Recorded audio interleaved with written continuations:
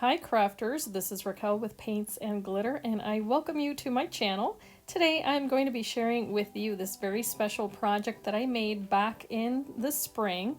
I believe it was in April. I did send this off to a competition for Craft World, which I did not win. I didn't place even in the finals, so it was stiff competition.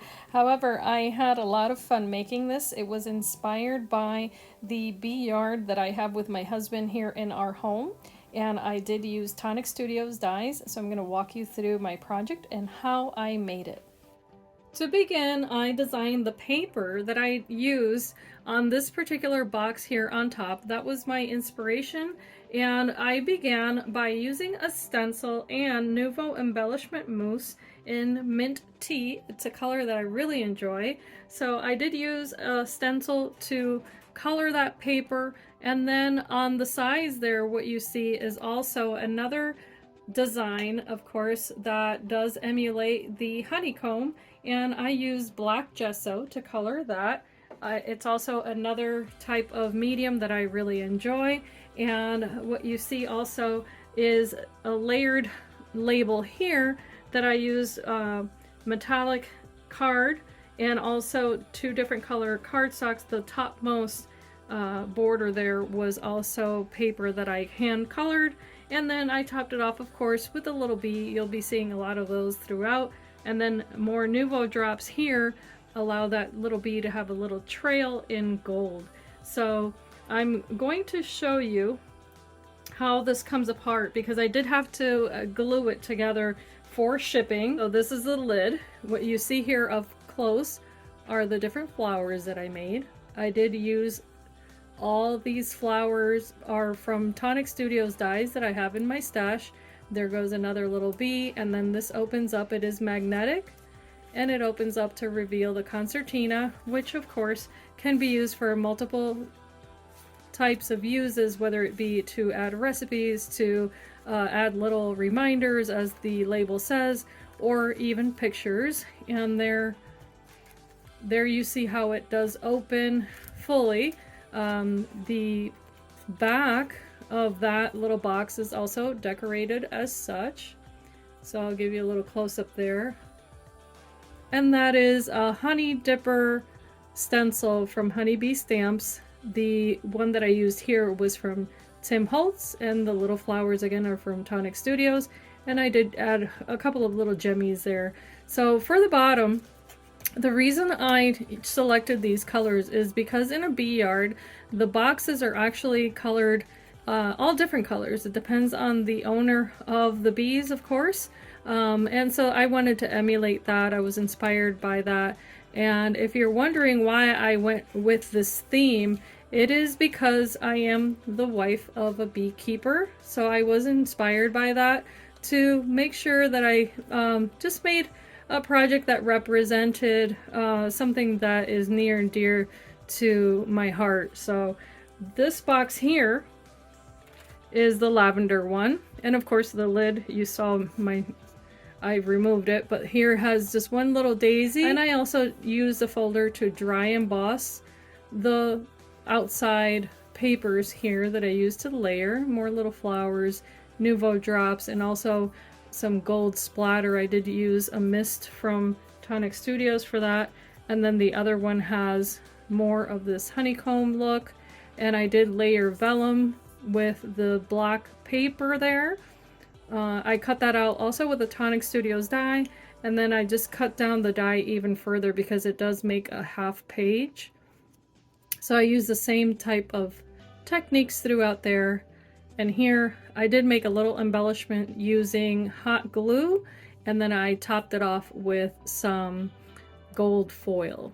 So I did hand color also that little purple flower, and the other ones I did ink, but mostly I use the cardstock and the colors that I had already selected.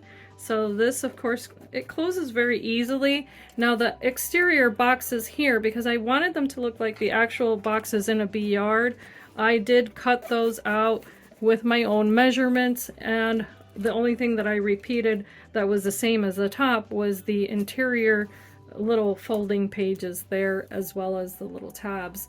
But I hope that you've liked this, and now I'm going to show you the cards that I've made. For the card, I decided to repeat the bee theme, and this was only because of the dies that I decided to use. I wanted to showcase some die cutting, layering, and also more of that coloring of the background. So what you see here is the same flower repeated multiple times, and that is from a Tonic Studios die. It is just a type of graphic element that I like to use for my card making or home decor.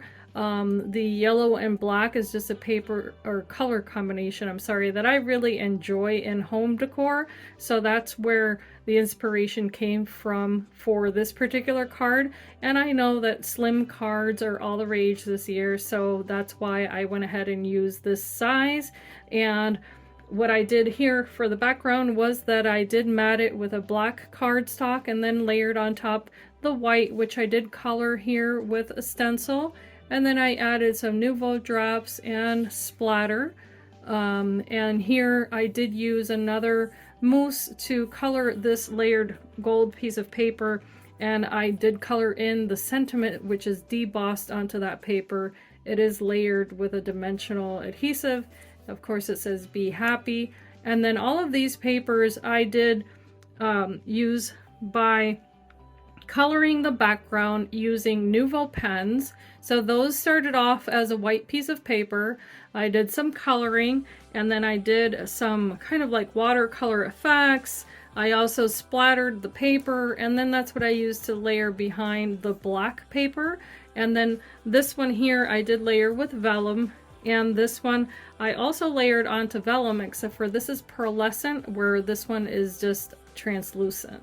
So they are all different. Every single flower is different. Then on the inside, I did more of that splatter effect just to show how I love to play with mixed media, and then added another flower that's backed up with vellum there, and that is also double matted. Last but not least, I made a square card. I actually like making shaped cards.